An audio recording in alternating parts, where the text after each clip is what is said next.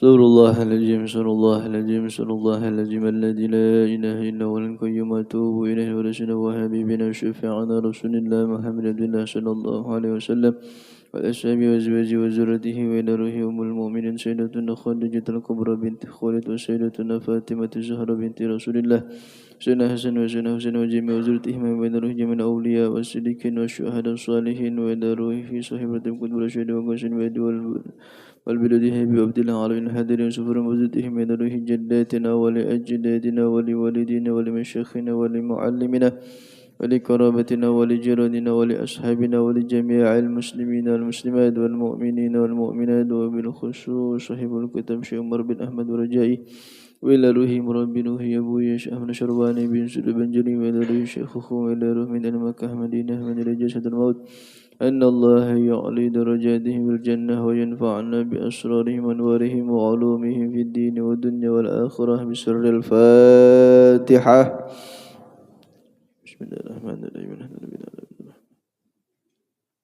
إياك نستعين اهدنا الصراط المستقيم صراط الذين أنعمت عليهم.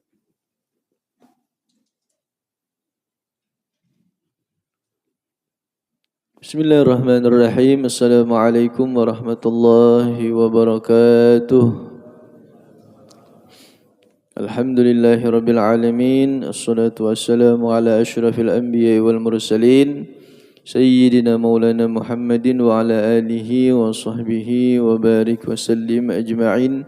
Allahumma salli ala Sayyidina Muhammad الفاتح لما أغلق والخاتم لما سبق ناصر الحق بالحق والهادي إلى صراطك المستقيم وعلى آله حق قدره ومقداره العظيم أما بعد. Jemaah Bapak Ibu yang dirahmati Allah Subhanahu wa taala, marilah sama-sama kita panjatkan rasa syukur kepada Allah Subhanahu wa taala yang telah memberikan kepada kita semua kesempatan, nikmat sehat wal afiat, nikmat iman, Islam, nikmat melaksanakan salat fardu. Mudah-mudahan apa yang kita laksanakan, ibadah yang kita kerjakan pada subuh kali ini, Allah Subhanahu wa taala menerima segala amal ibadah kita. Mudah-mudahan Allah taala mengampuni segala dosa-dosa kita. Mudah-mudahan Allah mengumpulkan kita beserta baginda Rasulullah sallallahu alaihi wasallam di dalam surga Firdaus. Amin amin ya rabbal alamin. Salawat serta salam tetap tercurahkan kepada baginda kita Nabi besar Muhammad sallallahu alaihi wasallam, para ahli bait Rasulullah, para sahabat, para tabi'in, tabi'i tabi'in wa tabi'ihim bi ihsanin ila yaumiddin. Jemaah Masjid Baitul Maghfirah yang dirahmati Allah Subhanahu wa taala, kembali kita menyambung atau mengingatkan kembali, mengulang sedikit tentang kitab Akhlaq lil Banin dalam judul Madza yajibu 'alaika li jiranika, apa yang wajib atas engkau terhadap tetangga engkau. Kembali kita mengingat, mudah-mudahan bisa diamalkan bersama-sama. Apa kewajiban kita terhadap tetangga kita? Dalam sabda Nabi Muhammad sallallahu alaihi wasallam, ahsin mujawarata man jawaraka takun musliman. Perbaikilah hubungan dengan tetangga, sepaling bagus hubungan dengan tetangga. Berbuat baik dengan terhadap tetangga. Takun musliman, jadilah engkau seorang muslim yang sejati. Bahkan dalam sabdanya lagi yang lain, man kana yu'minu billahi wal yaumil akhir falyuhsin ila jarihi. Barang siapa yang beriman dengan Allah dan dengan hari akhir, falyuhsin ila jarihi, maka perbaikilah hubungan sesama tetangga. Berbuat baik, tahu hak-haknya tetangga, jangan sampai kada tertunaikan. Dalam sabdanya pula, al-jiranu salah satu, tetangga itu ada 3 macam. Jarun lahu haqqun wahidun, tetangga yang punya satu hak. Wa jarun lahu haqqani, tetangga yang baginya punya 2 hak. Wa jarun lahu salah satu huquqin, dan tetangga yang baginya 3 hak. Jadi 3 hak dulu diutamakan. Kalau ada 3 hak ini terhadap tetangga kita, berarti itu diutamakan. Kembali kita ingatkan sudah, yang 3 hak ini jarun muslim dzurrahim, tetangga muslim tapi punya hubungan kerabat, ding sanak sebelahan sama rumah.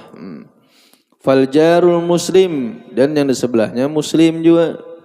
Yang ketiga hakul Islam, orangnya Islam, sama aja. Jadi 3 hak ini yang ditunaikan dulu. Tetangga kiri kanan, kalau tetangga sebelah misalnya bersaudara, maka dia yang diutamakan. Apa aja hak-hak tetangga itu? Wa qad qala sallallahu alaihi wasallam, atadruna ma haqqul jari, kata Nabi. Tahukah kalian apa dia hak seorang tetangga? Jadi kalau kita punya tetangga muslim, Islam, punya hubungan kerabat, itu lebih diutamakan. Apa aja hak tetangga? Inista'ana bika a'antahu, kata baginda Nabi. Hak seorang tetangga itu, jika dia minta tolong, hendaklah kalian menolongnya. Dalam segi apa aja? Kalau ada hewan ular dalam rumah, minta tolong, adakah nomornya, dibantu. Dan itu sudah dilakukan, kita sudah menjadi kebiasaan lah. Wa inistansoraka nasartahu, sama artinya. Jika kalian minta tolong, bantu juga. Wa inistaqradaka aqratahu, jikalau dia hendak meminjam satu barang, maka pinjamkan akannya. Wa iniftaqara utta alaihi, jika ia dalam keadaan susah, dibantu. Hak seorang tetangga kiri kanan tuh, sebelah depan belakang. Wa in marida utahu, jikalau sakit tetangga itu dijenguklah. Wa in mata tabi'ta janazatuhu, kalau meninggal kena musibah tetangga sebelah, tetangga kiri kanan, tabi'ta janazatuhu, maka ikuti akan jenazahnya. Wa in asabahu khairun hanna'tahu, kalau menimpa tetangga kita itu dalam keadaan baik, keberuntungan misalnya, hanna'tahu, maka ucapkanlah selamat baginya. Wa in asabathu musibatun azzaitahu, kalau tertimpa kepadanya musibah, maka turutlah juga berduka cita. Kalau ada musibah tetangga, maka kita sebagai tetangga sebelah usahakan untuk mensabarkan kepadanya. Wala tasta'li alaihi bil bina'i fatahjuba anhu riha illa biiznihi, janganlah meninggikan bangunan rumah kalian sehingga menahan angin kepada rumahnya, melainkan dengan izinnya. Kalau hendak menaikkan rumah tingkat 2, tingkat 3, tingkat 4 itu, kalau ada tetangga sebelah kiri kanan, cobalah untuk beizin dulu. Wa idza ishtaraita fakihatan fa ahdilahu, kalau kita datang membeli buah-buahan, fa ahdilahu, kalau bisa diberikan kepadanya sebagian. Kalau banyak, fa in lam taf'al fa adkhilha sirran wa la yakhruju minha waladuka liyaghiza biha waladahu, kalau ndak mampu misalnya pas-pasan belanjanya, maka diam-diamlah bawa buah-buahan itu. Paling kada sedia kresek hitam lah, biar kada ditakuni itu. Ini kelihatan, wah warna apa jar merah-merah itu bilang. Kalau tidak mampu berbagi, misalnya seadanya bawa, maka tutupi sebisanya. Dan anak jangan dibawa keluar sambil bawa makanan itu. Kalau tetangga sebelah punya anak melihat, hendak juga. Wala tu'zihi bikutarin kidrika illa an tagrifa lahu minha,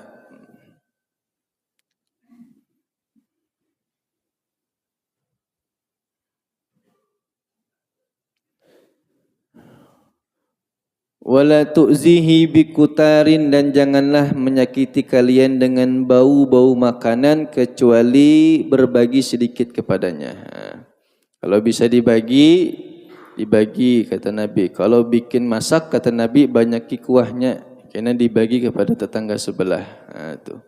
Kalau ada misalnya, kalau seadanya aja ya kada apa-apa, kada dibagi untuk keluarga kecil aja kan. Summa qala atadruna ma haqqul jar? Apakah kalian tahu apa itu hak-hak tetangga? Walladzi nafsi biyadihi la yablughu haqqul jar illa man rahimahullah, kata baginda Nabi Muhammad. Walladzi nafsi biyadi, dengan diriku yang ada genggaman dalam Allah Subhanahu wa taala, tidaklah orang bisa menunaikan segala hak-hak tetangga itu illa man rahimahullah, kecuali orang itu sudah dirahmati oleh Allah Subhanahu wa taala. Kita bisa melaksanakan hak-hak tetangga itu sebenarnya hakikatnya ialah itu sudah kita dapat rahmat dari Allah Subhanahu wa taala. Jadi hak-hak tetangga usahakan jangan sampai kita tidak melaksanakan. Qisasun tatbikiyatun, kisah-kisah yang nyata. Jadi kita ceritakan kisah-kisah yang nyata yang terjadi sebagai contoh bagi kita.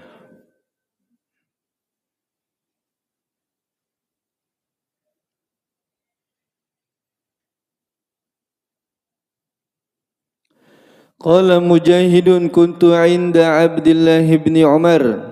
Adalah qala Mujahid, berkata seorang mujahid, kuntu adalah aku di sisi Abdullah bin Umar. Wa gulamun lahu yaslahu syatan, dan anak sedang menguliti akan kambing. Pembantunya ini Abdullah bin Umar memotong hewan kambing. Wa gulamun lahu yaslahu syatan, dan pembantunya sedang menguliti kulit kambing. Faqala lahu, maka berkatalah Abdullah bin Umar, ya gulam, idza salakhta fabda bijarinal yahudiyya. Kata Abdullah bin Umar kepada pembantunya, ya gulam, wahai seorang anak, idza salakhta fabda bijarinal yahuda. Jika kamu menguliti, mulailah dengan memberi hak akan tetangga kita yang di sebelah, yang orang itu Yahudi. Hatta qala zalika miraran, sampai Abdullah bin Umar itu berulang-ulang menyampaikan. Kata Abdullah bin Umar, wahai pembantu, nanti kalau sudah bersih semuanya, bagi sedikit tetangga sebelah kita. Diulang-ulang, wahai, ingatilah bagi kepada tetangga sebelah yang orang itu Yahudi. Fakultu lahum, maka berkata pembantu tadi, aku berkata kepada pembantu, kam taqulu hadza?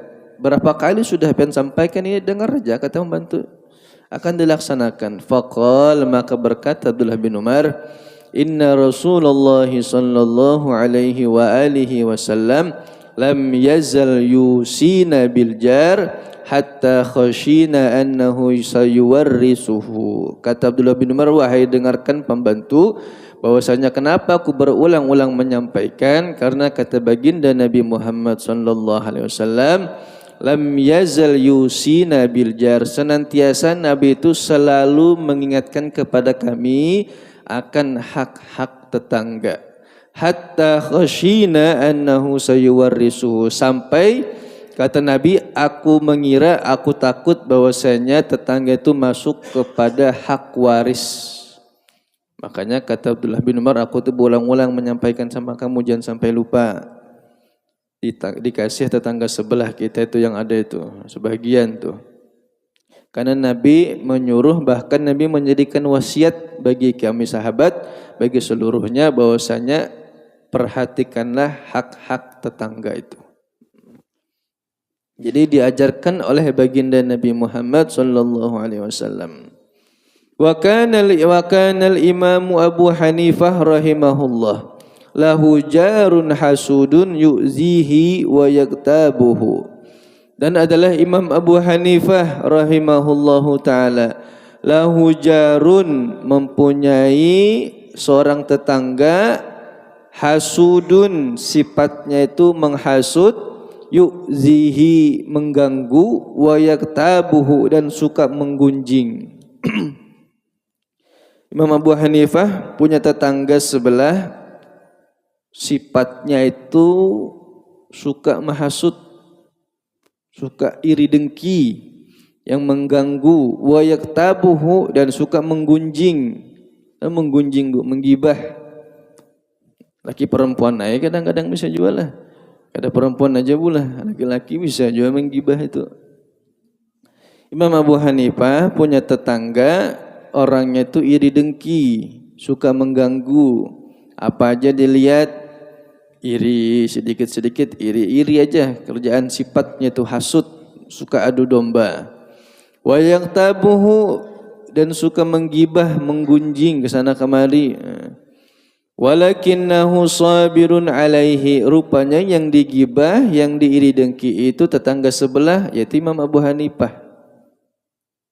Nah, tetangga Imam Abu Hanifah punya tetangga, rupanya sifat tetangga itu iri dengki, suka menggibah, dan yang digibahi ini Imam Abu Hanifah. Walakinnahu sabirun alaihi, tetapi Imam Abu Hanifah sabar atas gangguan kepada tetangga tadi. Fakana idza marra bihi wa sallama alaihi, maka ketika itu Imam Abu Hanifah berlewat tetangga sebelah, melewati tetangga sebelah. Wa sallama alaihi, kemudian Imam Abu Hanifah mengucapkan salam, assalamualaikum. Lam yuraddu alaihi salam, namun tetangga sebelahnya kada menjawab salam. Diam aja dia. Karena iri tadi dengan Imam Abu Hanifah. Mungkin irinya apakah materi ke segala macamnya, hidup nyaman Imam Abu Hanifah, tetangga sebelah meirii, kada suka menggibah, dapat dari mana itu makanan, dapat dari mana harta itu, kata tetangga sebelah itu. Tapi Imam Abu Hanifah sabar aja diganggu dengan tetangga itu. Maka ketika itu satu kisah, satu cerita lewat Imam Abu Hanifah. Ketika lewat Imam Abu Hanifah, kebetulan di depan rumah ada orang itu tetangga sebelah. Maka Imam Abu Hanifah mengucapkan salam, assalamualaikum, kata Imam Abu Hanifah. Lam yuraddu alaihi salam, namun kada dijawab oleh orang itu. Fa'atabahu ba'dun nas ala kasrati ihtimalihi wa sabrihi ala jarihi. Maka ketika itu namanya Imam Abu Hanifah punya murid banyak. Ketika melihat gurunya ini mengucapkan salam, namun tetangga sebelahnya kada menjawab, maka sebahagian manusia yang melihat itu, termasuk murid-murid beliau itu, mencela akan orang tersebut, menegur, mengingatkan Imam Abu Hanifah, itu tetangga sebelah kada bagus orangnya rupanya, kayak gini. Padahal Imam Abu Hanifah tahu wajah sebenarnya. Jadi sebahagian manusia, murid-murid beliau mencela, tetangga macam apa gitu tuh. Ucapkan salam aja kada mau dijawab gitu. Mencelalah sebahagian manusia atas perbuatannya itu, maka Imam Abu Hanifah sabar aja terhadap tetangga. Dan diucapkan oleh Imam Abu Hanifah, faqala inna lil jawari haqqo, kata Imam Abu Hanifah. Sesungguhnya tetangga itu dia punya hak, biarkan aja, kata Imam Abu Hanifah. Seorang ulama yang bersifat sifat baginda Nabi Muhammad SAW, lembut, tidak tersinggung. Tetangga mau kayak apa aja tetap sabar. Sampai diucapkan inna lil jawari haqqo, tetangga itu biar kayak apapun jeleknya punya dia hak, kata Imam Abu Hanifah. Bahkan satu riwayat lagi mengatakan, wasyaka ba'duhum kasratu fa'ri fi darihi, salah seorang mereka mengadu dengan banyaknya tikus pada rumahnya. Fakila lahu, maka dikatakan, lawiktanaita hirran, kalau banyak tikus di rumah pelihara kucing. Nah, pelihara kucing, kata sebagian teman kawan-kawannya ini. Kalau rumah itu banyak tikus, cobalah kasih kucing dalam rumah, gaduh kucing, pelihara kucing. Faqala akhsha ay yasma'al fa'ru sautal hirra, katanya kalau ada kucing itu tikus lari, kada mau di situ, ini menjauh. Nah, lari dia supaya kada diganggu lagi tikus. Lagi makan lewat tikus misalnya lah, wah banyaknya tikus ini. berebah, temimpi digigit, pas bangun sekalinya tikus migut jadinya. Kebanyakan tikus dalam rumah, kayak apa caranya lah supaya hilang tikusnya ini? Sanjar kawan, coba bang pelihara kucing, jadi hilang tikusnya. Fayahrabu ila duril jiran fa akuna qad ahbabtu lahum ma la uhibbu li nafsi. Katanya kalau pelihara kucing nanti tikusnya lari, ya memang kan kita hendak mengusir. Kalau lari, kata orang itu, aku takut kalau larinya ke tetangga sebelah. Maka sesuatu yang aku tidak suka, masa tertimpa dengan orang lain. Itu yang tidak aku mau, katanya. Itu. Orang yang soleh mengatakan, tikus banyak di rumah, kalau dipelihara kucing, nanti lari tikusnya. Bukan larinya keluar kemana, namun larinya ke tetangga sebelah. Malah sesuatu yang aku tidak suka tertimpa kepada tetanggaku yang kurasakan ini, makanya kada usah biar aja sudah. Nah, itu. Kalau sanggup, kalau kada dijebak aja kan tikus juga bisa aja itu. Bahkan dalam satu cerita lagi, ini cerita tentang tetangga aja jadi ihtibar bagi kita.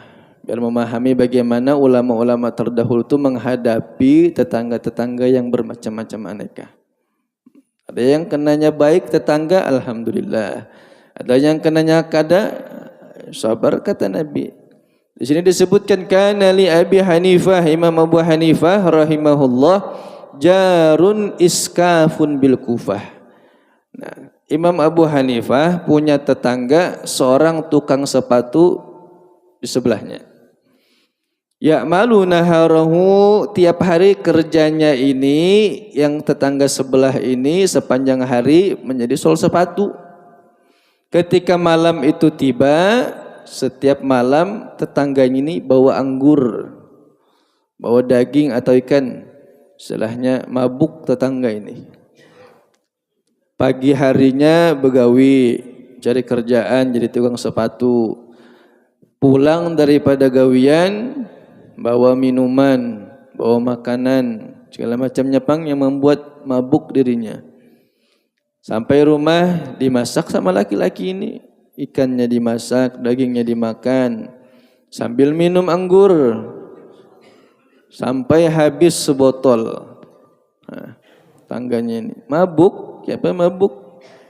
Lagi mabuk bernyanyi, mabuk bernyanyi, yalah menurut mabuk itu macam-macam yang ngelantur ngomongnya. Ada'uni katanya. Wa ayyu fata ada'u liyaumi karihatin wasidadi tagri. Diulang-ulangnya ada'uni wa ayya fatan ada'u liyaumi karihatin wasidadi tagri. Ada'uni. Tahu artinya benar? Dia bernyanyi, mereka telah mengabaikan aku diabaikan, dalam nyanyian itu. Macam-macam nadanya, cuma liriknya itu. Ada'uni, aku diabaikan. Pemuda mana yang mereka abaikan untuk suatu hari yang tidak disukai dan keamanan tempat yang rawan. Aku diabaikan, mabuk sambil bernyanyinya. Aku diabaikan katanya. Sampai teguring pagi harinya. Itu jadi nyanyinya. Ada'uni, aku diabaikan. Tidak ada yang peduli dengan aku. Nyanyi dia terus tuh. Sampai tiap malam setiap orang ini mabuk, Imam Abu Hanifah di sebelahnya sedang sembahyang sholat malam. Tiap malam begawi orang itu, keluar pagi begawi jadi tukang sepatu. Nanti malam mau pulang bawa minuman lagi, makanan segala, sampai mabuk. Itu lagi dinyanyiinya, ada'uni, aku diabaikan katanya. Tiap malam. Dan tiap malam juga Imam Abu Hanifah ini sembahyang sambil mendengar orang ini nyanyi lagi sebelah Imam Abu Hanifah sambil sholat. Selesai sholat, dengarnya lagi masih aja bernyanyi orang sebelah ini. Sampai satu malam hilang suaranya. Kada ada lagi nyanyian itu. Imam Abu Hanifah sembahyang nyaman, selesai salam, zikir, kata Imam Abu Hanifah, kada ada suaranya nah sebelah ini, kemana orangnya ini? Penlihat itu. Kayak apa beliau ni? Berapa 2 malam? Tidak ada. 3 malam? Kada ada.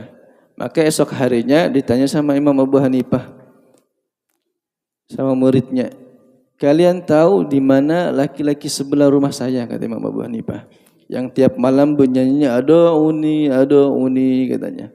Aku diabaikan. Aku dengar, kata Imam Abu Hanifah, tiap malam. Tapi beberapa malam, kata Imam Abu Hanifah, tidak ada lagi suara nyanyian itu. Sepi dalam rumahnya. Lebih daripada 3 hari. Kata muridnya, wahai guru, orang yang pian maksud itu beberapa malam ini di penjara. Masuk penjaranya guru. Makanya kan ada lagi suaranya, ditahannya sama pemerintahan. Sebab segala macamnya tidak tahu permasalahan apa, tapi ditahannya guru beberapa malam ini. Kada ada lagi, makanya kada ada lagi di sebelah rumah pian itu, ditangkapnya di penjara. Mendengar Imam Abu Hanifah pada waktu itu kayak apa? Kalau kayak kita aja bagus saya itu. Pas saja itu tiap malam mengganggu. Tapi seorang imam yang besar yang diberi hidayah, pagi harinya mendengar kayak gitu, kata Imam Abu Hanifah, di mana ditangkap dia? Itu di kerajaan Harun ar-Rasyid itu. Langsung pagi-pagi Imam Abu Hanifah berangkat keluar datangin pemerintahan Raja Harun ar-Rasyid. Datang pada waktu itu lagi datang diketok, ketika melihat para anak buahnya di kerajaan, wah datang imam besar nih, tumben-tumben datang ini, ada apa? Ditakuni ada apa imam datang ini? Kata imamnya, mana rajamu Harun ar-Rasyid, suruh datang menghadap kepada aku. Katanya lagi sibuk, kata yang anak buahnya, tidak bisa ditemui. Bilang Imam Abu Hanifah datang ke sini. Sampaikan, ketika disampaikan, kata Raja Harun ar-Rasyid, siapa yang datang? Imam Abu Hanifah, seorang imam yang besar, wahai raja. Gelar karpet merah, biar dia masuk dengan menjajak karpet merah. Digelar, ketika digelar, kata Imam Abu Hanifah, aku tidak masuk, aku di sini aja. Suruh rajamu datang ke sini. Kata Raja Harun ar-Rasyid, ya sudah kalau begitu. Datang, kata raja, ada apa wahai imam?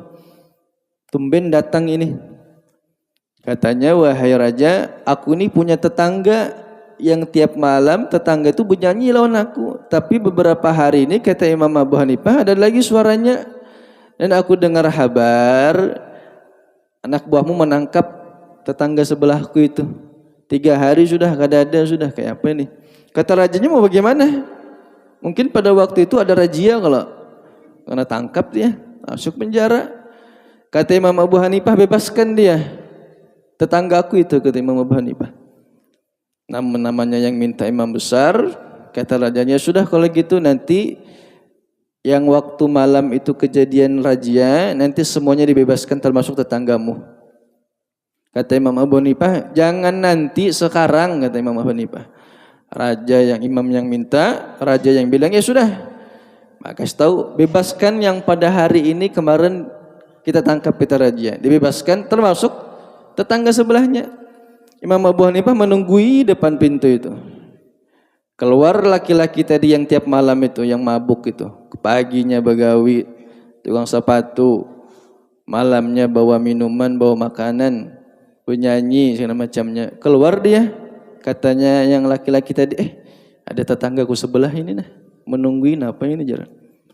Katanya, sudah ayo pulang sama-sama. Oh, kaget nih laki-laki tadi. Kok bisa nih? Sambil di jalan, Imam Abu Hanifah di depan, yang laki-laki tadi di belakang. Berjalan lah berdua. Ketika berjalan berdua, nyanyi Imam Abu Hanifah, ada uni, kata Imam Abu Hanifah, aku diabaikan. Kaget laki-laki tadi, wahai imam, hafal kah lirik yang ulun sampaikan tiap malam? Hafal, kata imam, aku lirikmu itu tiap malam aku dengar, katanya. Tapi pen terganggu lah, kata laki tetangga tadi. Kata Imam Abu Hanifah, kada apa-apa, kada jadi masalah kamu nyanyi aja. Bagaimana seorang imam itu hebatnya, punya tetangga yang seperti itu, ditahan tetangganya, malah dijemput disuruh keluar. Sudah keluar sambil di jalan bernyanyi Imam Abu Hanifah, ada uni katanya. Hafal pian imam ya lagu lirik saya itu saja diabaikan sama semua tetangga saja, bilang.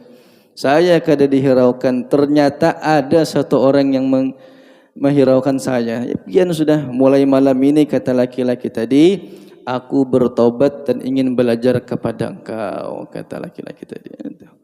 Akhlak seorang ulama besar, seorang yang diberi hidayah oleh Allah, diberi rahmat kasih sayangnya, punya tetangga yang beliau tu sabar terhadap gangguan tetangga dan pada akhirnya bertaubat kepada Allah Subhanahu wa taala. Tetangga ini banyak membawa manfaat kalau kita bisa. Kita ini kadang-kadang bisa aja menasihati orang tapi lupa mendoakan orang tersebut. Lah, kalau mau nasihati orang jangan lupa didoakan orang itu. Biar bagaimanapun kita nasihat, kalau tidak didoakan susah mau berubah. Kayak apa aja. Sama pian kayak berbagi hotspot HP itu. Berbagi tapi pian kada buka data selulernya. Kada manfaat sama sekali. Nasihati orang itu perlu didoakan. Tiap malam doakan, pagi doakan. Doakan aja. Mudah-mudahan berubah. Tetangga yang kada bagus misalnya, kita doakanlah sebaik-baiknya sudah. Mudah-mudahan diberi hidayah, suatu saat nanti doa itu diijabah. Nah, itu. Begitu juga diajarkan Imam Abu Hanifah, sembahyang malam beliau sebelahnya bernyanyi, beliau tuh nasihati, tapi yang paling kuat mendoakan orang tersebut. Jadi pelajaran bagi kita, kalau hendak menasihati orang, jangan lupa didoakan orang tersebut. Karena hati itu yang megang Allah Subhanahu wa taala, bukan siapa-siapa. Anak kita sendiri pun kita nasihati belum tentu lagi nerima. Anak sendiri itu, apalagi orang lain, jangan berharap orang lain menerima nasihat kita. Anak sendiri itu. Maka diajarkan oleh imam, punya tetangga yang kada bagus, nasihati dan jangan lupa didoakan. Belum mendoakan terus sampai hafal lirik itu. Ketika hafal tergugah hatinya, turun hidayah di situ, lalu dia bertobat kepada Allah, kada lagi menggawi. Nah, itu. Tetangga tuh. Kemudian lagi dalam satu cerita, di atasnya tinggi lagi itu para sahabat. Sahabat Nabi Muhammad sallallahu alaihi wasallam yang bernama Abu Talhah Al-Ansari. Dalam satu cerita, kana aksar al-ansari bil Madinah malan min nakhlin. Adalah Abu Talhah itu radhiyallahu anhu punya banyak tanah di negeri Madinah, harta dan kebun. Wa kana ahabba amwalihi ilaihi biruha wa kanat mustaqbilatal masjid. Punya banyak tanah Abu Talhah ini di negeri Madinah, punya harta, punya kebun banyak. Cuma yang paling disukai oleh Abu Talhah ialah satu tanah, satu kebun yang namanya Biruha. Nama kebunnya Biruha. Di situ ditanam kurma. Dan letaknya wa kanat mustaqbilatal masjid, pas di depan masjid baginda Nabi Muhammad. Punya kebun banyak Abu Talhah ini. Kemudian satu yang disukai tempat itu, yang paling dicintai Abu Talhah ialah satu kebun kurma yang namanya Biruha. Isinya kebun kurma pas berhadapan masjid. Wa kana Rasulullah sallallahu alaihi wa alihi wasallam yadkhuluha wa yashrabu min ma'in fiha thayyibi. Dan Rasulullah sallallahu alaihi wasallam sering memasuki kebunnya Abu Talhah dan meminum air yang segar di dalamnya. Nabi sering masuk dalam kebun itu. Kata Nabi, bagus kebunnya, minum Nabi di situ. Falamma nazalat hadhil ayah, maka ketika itu dalam kebun itu turun ayat lan tanalul birra hatta tunfiku mimma tuhibbun. Artinya kamu sekali-kali tidak sampai kepada puncak kebaktian yang sempurna sebelum kamu menafkahkan sebagian harta yang kamu cintai. Turun ayat tersebut.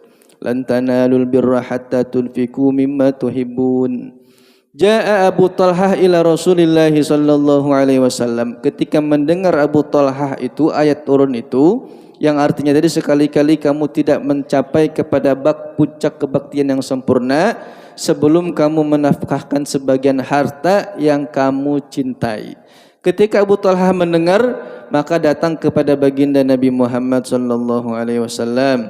Faqala, maka berkata Abu Talha, ya Rasulullah, kata Abu Talha, Inna Allah Ta'ala anzala alaika, sesungguhnya Allah Ta'ala menurunkan ayat kepada engkau, lan tanalul birra hatta tunfiku mimma tuhibbun. Kata Nabi, iya betul.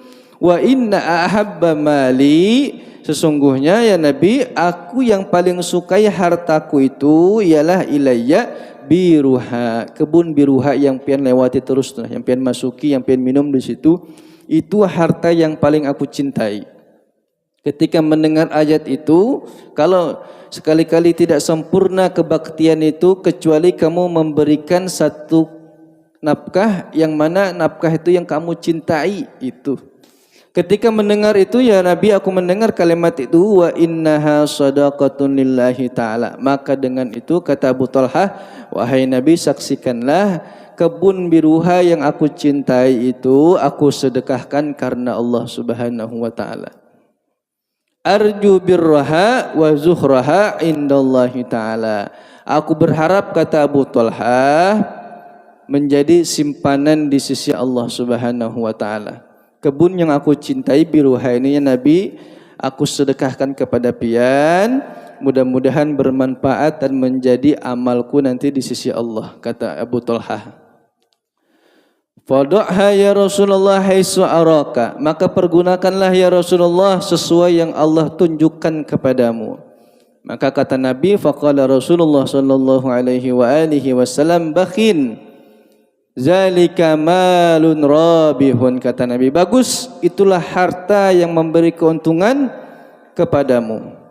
Kata Nabi, baik sekali Abu Talha, harta yang kamu cintai kamu berikan kepadaku, yaitu kebun biruha ini. Sesuatu yang kamu, ini bagus kebunnya, baik sekali, kata Nabi. Harta yang kamu gunakan itu nanti membuat kamu untung, kata Nabi Muhammad. Wa inni ara an taj'alaha lil aqrabin. Faqala Abu Talha, af'al ya Rasulullah. Faqasamaha Abu Talha fi aqaribihi wa bani ammihi. Tapi kata Nabi Muhammad, ya Rasul, kayak Abu Talha, bagus harta yang kamu sedekahkan ini yang paling kamu cintai kepadaku, kata Rasulullah. Namun kata Nabi, berikanlah kebun ini kepada kerabatmu sendiri. Itu yang paling baik, kata baginda Nabi Muhammad sallallahu alaihi wasallam. Kalau hendak bersedekah kebun ini, kata Nabi, maka berikanlah kepada kerabatmu dulu, baru kepada orang lain. Af'al ya Rasulullah. Faqasamaha Abu Talha fi aqaribihi wa bani ammihi. Ketika mendengar, kada kecewa Abu Talha. Ya kah ya Nabi, kada bugasan pian aja kah? Kada aja Nabi, berikan aja kepada kerabat tetanggamu aja yang punya hubungan dengan kamu. Berikan kebun ini kepada mereka karena mereka membutuhkan. Maka ketika mendengar Abu Talha, kada kecewa. Kata Abu Talha, baik ya Rasulullah, apa yang pian perintahkan, aku berikan ini kepada kerabatku sendiri. Itu diajarkan kepada kita, kalau hendak bersedekah berbagi, ingati kerabat sendiri. Kemarin sudah kita sampaikan juga bagaimana adab kepada kerabat, bahkan dalilnya sudah ada juga dalam Quran, wa'budullaha wa la tusyriku bihi syai'a wa bil walidaini ihsana wa bizil qurba. Berbuat baiklah kepada orang tua, wa bizil qurba, dan berbuat baik kepada kerabat sendiri. Sudah kita sampaikan kemarin hubungan kerabat bagaimana, pahalanya bagaimana. Silatul qarabati masratun fil mal. Silatul rahim tazidu fil umri wa yaghfirullahu dzunubahu, kata Nabi Muhammad. Silatul qarabah, menghubungkan hubungan tali kerabat keluarga sendiri yang sudah lama terputus, dihubungkannya lagi. Masratun fil mal, kata Nabi, maka memperbanyak akan harta. Silatul rahim, maka mendapatkan di situ pahala silatul rahim. Tazidu fil umri, manfaat silaturahim, hubungan dengan kerabat keluarga, menghubungkan lagi dengan keluarga.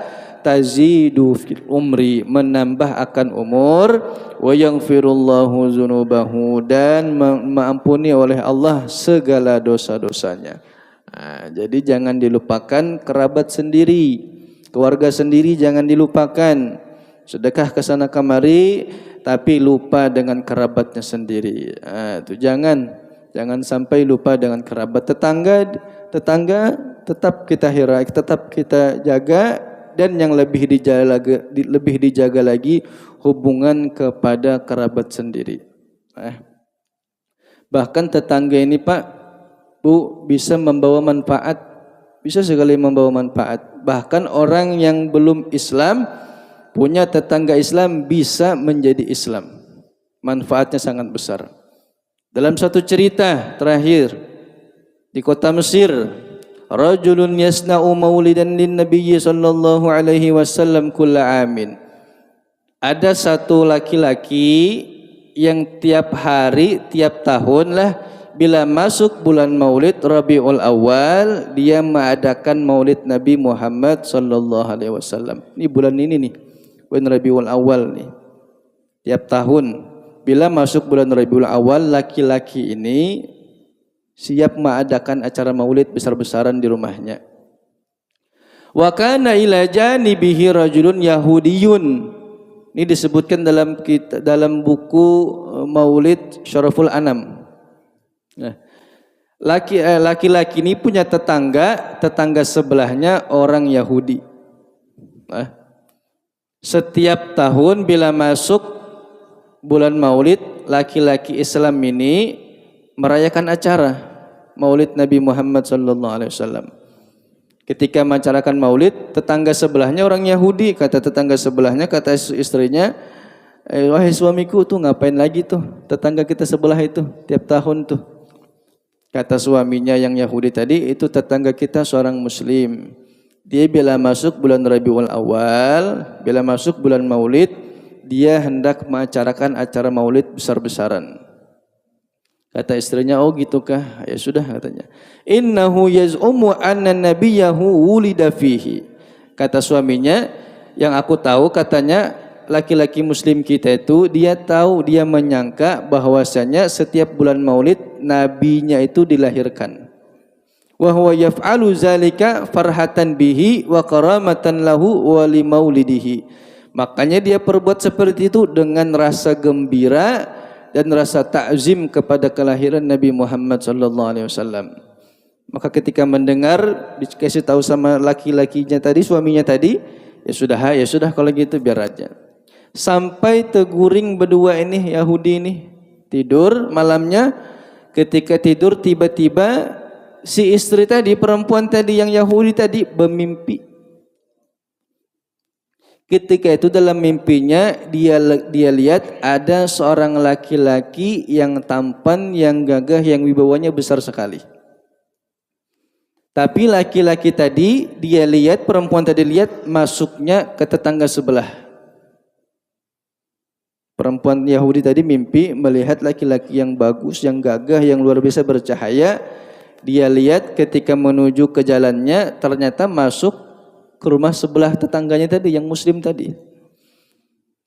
Ketika masuk, maka masuk juga mau masuk perempuan tadi.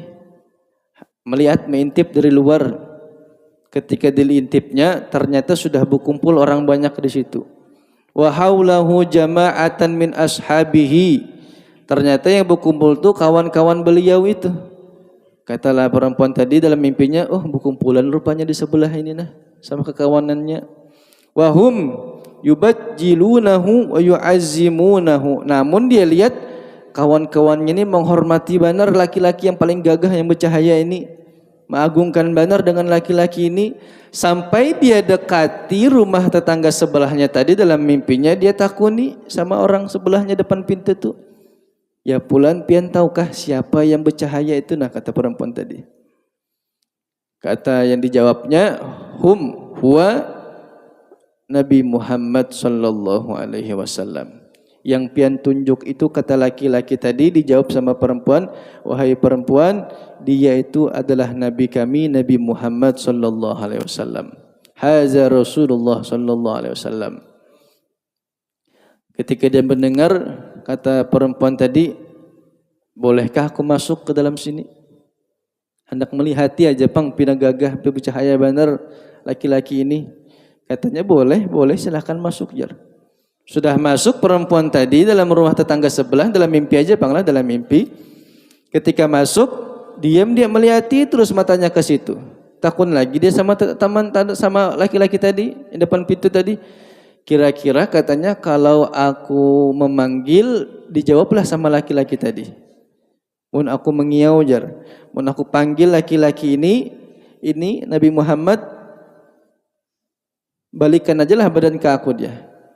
Katanya panggil aja kalau mau panggil. Ketika dipanggil wahai seorang laki-laki katanya, maka berbalik badan Nabi Muhammad. Ketika berbalik badan labbaika. Nggih katanya, bahasa lembutnya tuh iya. Ada apa? Aku boleh mendekatkah, kata perempuan tadi. Boleh, silahkan mendekat katanya. Ketika mendekat maka dikatakan Nabi, walladzi ba'asani bil haqqi nabiyyan ma ajabtu nida'aki hatta alimtu annallaha ta'ala qad hada, kata Nabi. Demi zat yang mengutusku sebagai nabi dengan hak, tidaklah aku menjawab akan panggilanmu sampai aku tahu bahwa Allah telah memberi hidayah kepadamu. Kata Nabi, ketika aku menjawab akan panggilanmu, insyaallah hidayah masuk kepada badanmu, kepada pikiranmu. Faqalat innaka lanabiyyun karim wa innaka la'ala khuluqin azim. Dalam mimpinya perempuan tadi berkata, sesungguhnya engkau nabi yang mulia. Engkau memang mulia wahai nabi. Engkau yang benar-benar berperangai luhur. Ta'isa man khalafa amraka wa khaba man jahila qadraka. Umdud yadaka fa anna ashhadu an la ilaha illallah wa annaka Muhammadar Rasulullah sallallahu alaihi wasallam. Summa innaha ahadatillah fi sirraha. Kata perempuan tadi, engkau nabi yang agung, yang luar biasa. Aku ini tidak mengetahui bagaimana kemuliaanmu, tapi cahaya ya di wajahmu ini sangat luar biasa. Fa anna, saksikanlah, kata perempuan tadi, asyhadu an la ilaha illallah wa annaka Muhammadur Rasulullah sallallahu alaihi wasallam. Aku berislam wahai Nabi, aku percaya kepadamu bahwasanya engkau adalah Rasulullah sallallahu alaihi wasallam. Dalam mimpinya aja ucap itu. Ketika bangun berderai air mata perempuan tadi. Ketika bangun berderai bingung bagaimanalah ngasih tahu suami ini. Aku ini sudah berislam rupanya, dengan berkat tetangga tadi acara Maulid Nabi Muhammad sallallahu alaihi wasallam, termimpi aku di situ. Ketika termimpi Islam aku dalam mimpi, kayak apa aku adalah berpandah lawan suami. Ketika bangun, ketika keluar kamar kaget sang istri, ternyata sudah persiapan banyak seperti ada mau acara. Ketika itu bingung si istri tadi, datang kepada suami, wahai suamiku, ada apa ini? Ada acara apa ini kita di sini nih? Sepertinya ada acara kita ini. Kata suami tadi, iya kita acara. Kita mau mengadakan acara Maulid Nabi Muhammad sallallahu alaihi wasallam. Katanya, kamu sudah berislam kah? Si suami kata si istri tadi, pian sudah berislam kah sudah? Katanya, aku sudah berislam setelah kamu mengucapkan syahadat kepada baginda Nabi Muhammad sallallahu alaihi wasallam. Ketika kamu sudah bersyahadat, kemudian aku ternyata ada di belakang kamu. Ketika itu menangislah berdua itu. Ternyata berkat sebelah rumah acara Maulid mengagungkan Nabi Muhammad sallallahu alaihi wasallam, maka diberi hidayahlah tetangga sebelah itu. Ini bulan Maulid ini, usahakan ada di rumah pian acara Maulid. Usahakan itu. Tuh anak-anak remaja kita tuh ada sudah berisi Maulid Habsi itu. Pakai, Bu. Pakai. Gunakan mereka itu. Ada sudah anak-anak kita itu, adik-adik itu. Bisa sudah dia beracara Maulid Habsi sudah. Kita pimpin sama-sama. Bagi yang punya harta berlebih, pakai rumah itu buat acara Maulid. Paling kada anak-anak tu aja dipanggil kada usah orang lain supaya membawa berkah di acara bulan Maulid Nabi Muhammad sallallahu alaihi wasallam. Kita yang punya hak itu Pak sebagai orang Islam acara itu. Kita yang punya kalau ada duit berlebih, rezeki berlebih buat acara di rumah baca Maulid Nabi Muhammad. Yang harapannya mudah-mudahan nanti kelak di akhirat diberi syafaat oleh baginda Nabi Muhammad sallallahu alaihi wasallam. Wallahu a'lam bishawab. Kurang lebihnya mohon maaf, bila taufiq wal hidayah. Wassalamualaikum warahmatullahi wabarakatuh.